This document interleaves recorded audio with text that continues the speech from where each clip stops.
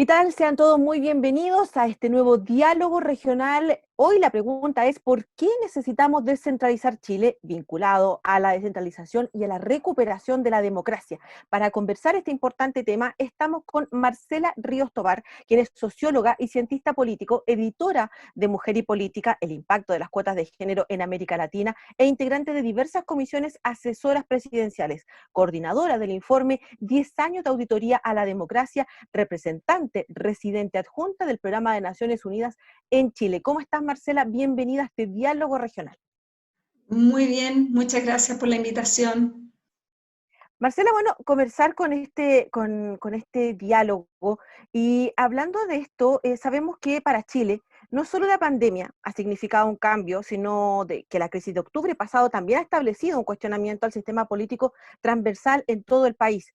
¿Cómo se analiza en ese escenario la presencia de la demanda por la descentralización en el petitorio ciudadano? ¿Está presente y de qué forma es posible visualizarlo? Bueno, efectivamente, yo creo que acá estamos pasando por un momento histórico, un hito en el desarrollo del país. Nunca habíamos tenido un estallido de malestar social como el que se produce desde el 18 de octubre. Nosotros desde el PNUD, como muchos quizás de los que nos están escuchando habrán visto o sabrán, el Programa de Naciones Unidas para el Desarrollo hemos venido monitoreando la evolución del sistema democrático, la relación de las instituciones con la ciudadanía. En enero publicamos un informe que se llama 10 años de democracia, 10 años de auditoría a la democracia antes del estallido, y lo que hacemos en ese informe es tratar de entender un poco las causas estructurales que nos llevan a esa situación. Y parte de esas causas tienen que ver con el alejamiento de los ciudadanos y ciudadanas de las instituciones, con la baja de la confianza en las instituciones, también con la desigualdad objetiva, si se quiere, material, las diferencias en los salarios,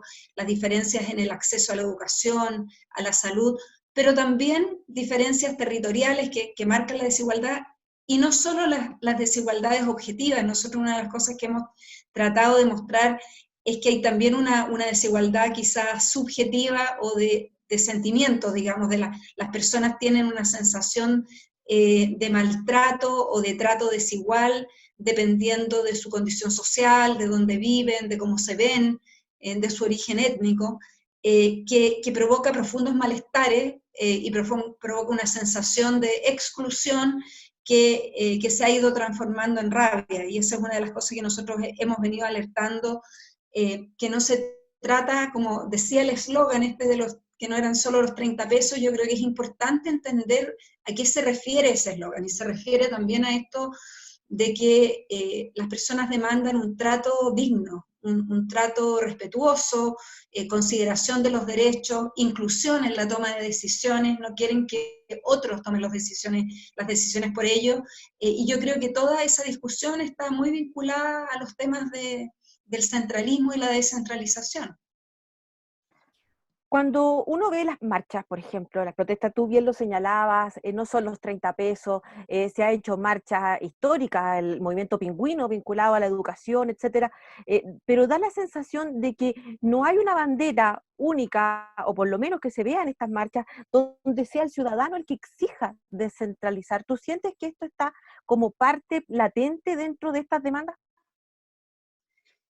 Bueno, efectivamente, una de las cosas que quizás es una paradoja es que cuando preguntamos en las encuestas, por ejemplo, por las preferencias de las personas, hay un amplio apoyo de las personas, o sea, las personas en su mayoría creen que hay que descentralizar, hay que tomar decisiones al nivel territorial, que los tienen mejores evaluaciones de los municipios, por ejemplo, que de las instituciones centrales, y hay un conjunto de temas que las personas creen que tienen que ser decididas en sus territorios, pero eso no se traduce necesariamente en acción colectiva organizada, por ejemplo, como vemos respecto del medio ambiente o respecto del sistema de pensiones, las AFP o el sistema educacional. Entonces, creo que ahí hay claramente una paradoja de cómo se transforman las demandas en preocupación. Lo que vemos es que cuando les preguntamos a las personas a través de encuestas u otros estudios sus preferencias, la mayoría de los ciudadanos y ciudadanas quiere más descentralización. y valoran más a los municipios, tienen una convicción de que es importante democratizar.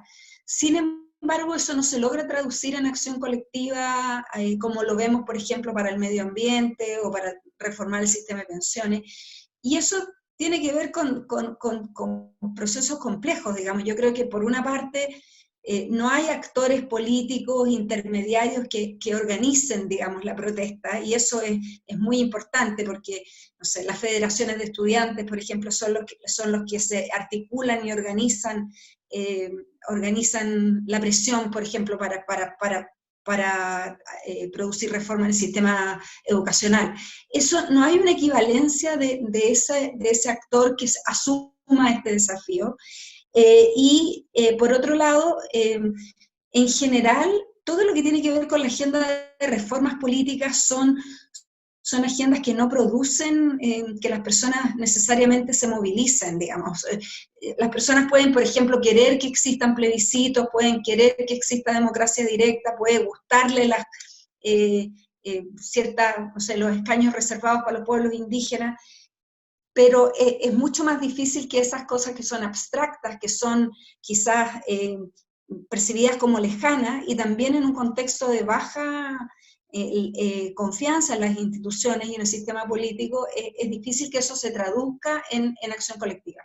Pero creo que es importante no pensar que el hecho de que las personas no salgan a marchar por una mayor descentralización significa que no les importa o que no están de acuerdo con esa agenda. Entonces, hay muchas cosas que nos importan como ciudadanos, pero no necesariamente la mayoría, y en esto, volviendo a nuestro informe, nosotros mostramos que a pesar de que, y claro, nuestros datos son anteriores al estallido, pero incluso las encuestas que salieron y los estudios durante el estallido muestran que las personas que se movilizan en el espacio público siguen siendo una minoría. Hay una gran cantidad de personas, quizás la mayoría, que no participa activamente en espacios colectivos, que no milita en partidos, que no es parte de las juntas de vecinos, de los movimientos sociales. Entonces, ese porcentaje grande de ciudadanos que tiene preferencias, que tiene opinión, que quisiera ciertas cosas, no necesariamente acompaña sus preferencias con acción colectiva. Y eso hace, por lo tanto, que sus opiniones no se vean reflejadas en este tipo de iniciativas. Sin lugar a duda, tú lo planteabas, el tema de la acción colectiva. Y una de las acciones colectivas es la acción ciudadana, que es votar, en definitiva. ¿Y cómo se le explica, en definitiva, al votante que descentralizar sería la respuesta a un eventual desarrollo armónico del territorio? ¿Es posible decir eso? Yo creo que sí, yo creo que acá hay un trabajo importante que tienen que hacer los partidos políticos. Creo que ahí hay un eslabón quizás perdido en este proceso, en tanto que los partidos, si bien nominan representantes en los territorios y hay una agenda y un discurso, si se quiere, regionalista en parte de los actores políticos, eso no necesariamente está acompañado de un programa coherente que le presente a los electores alternativas claras. O sea, no es evidente, por ejemplo, que votar por un partido u otro partido implica una agenda de descentralización, porque los partidos no han desarrollado propuestas como coherentes, claras. Al final parece que son solo preferencias individuales, como que depende de la persona que tiene el cargo cuánto apoya o no a una iniciativa, pero no son parte esencial de las propuestas de los partidos. Los partidos no se han tomado suficientemente en serio esto, como quizás sí se lo pueden tomar volviendo a los puntos, al tema de educación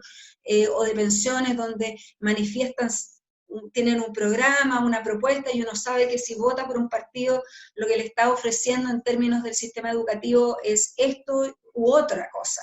Creo que acá el trabajo también con los partidos es relevante para que ellos no solo generen programas y movilicen a los electores, sino que además, una vez electas, las autoridades se comprometan y lleven a cabo esos programas. Yo creo que uno de los problemas que a veces aparecen los temas de descentralización en los programas de gobierno, y después eso no se materializa, porque en general las élites de todos los partidos tienden a estar muy concentradas en ser élites de Santiago.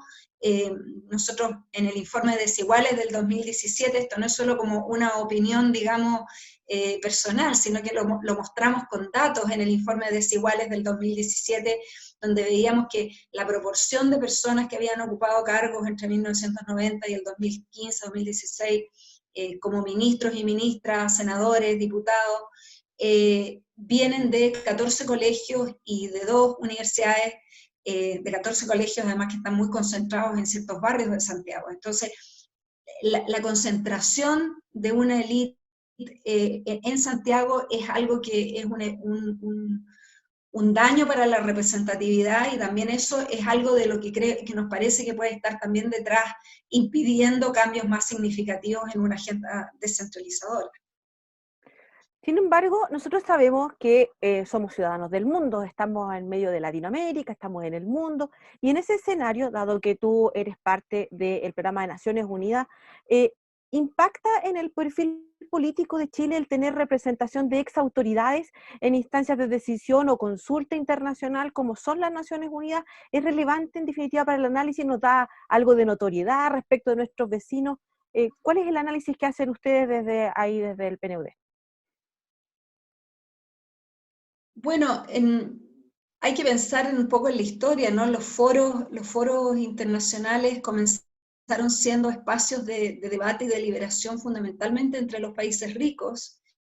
Se crea, digamos, Naciones Unidas después de la posguerra y es parte, digamos, de la discusión entre los países vencedores y los vencidos, digamos, y fue generar un espacio de confluencia internacional, fue una medida para tratar de disminuir los conflictos bélicos y evitar que se produjeran otros conflictos como la Segunda Guerra Mundial. En eso ha sido muy importante que paulatinamente los países del sur, los países menos desarrollados, los países de América Latina, de África, de Asia, puedan tener un espacio en la mesa equivalente a los países del norte, aunque quizás ese espacio todavía no es del todo equivalente, pero es muy importante, no solo diría para Chile, pero es muy importante para el mundo y para el sur del planeta, que se tenga representación de todos, y en eso Chile ha tenido la posibilidad de tener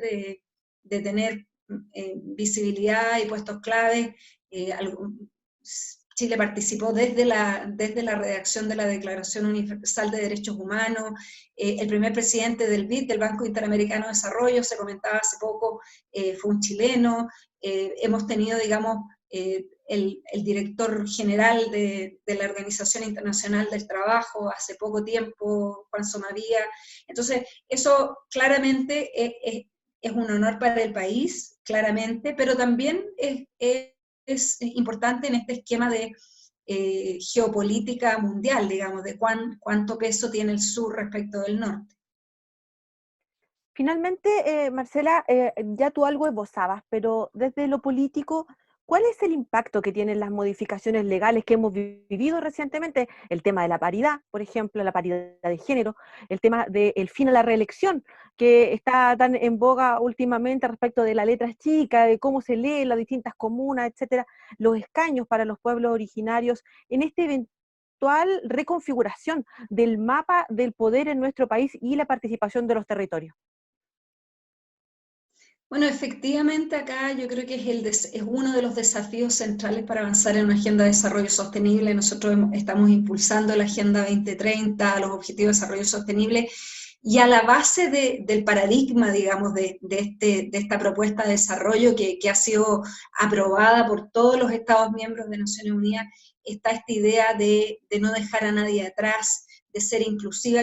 Y una de las cosas que nosotros hemos ido constatando es que efectivamente se mantienen brechas muy importantes dependiendo del lugar donde uno nace, todavía en el mundo, pero también en Chile, y muchas veces las diferencias, las desigualdades entre la persona que nace en una comuna, en una misma región, son a veces hasta más grandes que y en otra comuna de la misma región son hasta más grandes que las diferencias que puedes tener entre un país y otro. Disminuir esas brechas que cada vez son más complejas, porque ya no son brechas solo en los temas básicos de salud, educación, sino que son cada vez brechas quizás más complejas de enfrentar, es el desafío central para avanzar hacia el desarrollo. Bueno, sin lugar a dudas son tremendos los desafíos, está cambiando no solamente nuestro país, sino que también lo que tú señalabas, la geopolítica, cómo se está reconfigurando este mapa con mayor participación de mujeres, mayor participación de pueblos originarios, etcétera. Y es una situación que sin duda es parte también de este informe que ustedes hicieron de estos 10 años de auditoría a la democracia y lo que es parte de nuestra pregunta central también de lo que fue hoy esto de por qué necesitamos descentralizar Chile en el marco de recuperar la democracia. Agradecemos mucho este diálogo regional, que haya sido parte de él también. Marcela, muchas gracias por estar aquí con nosotros.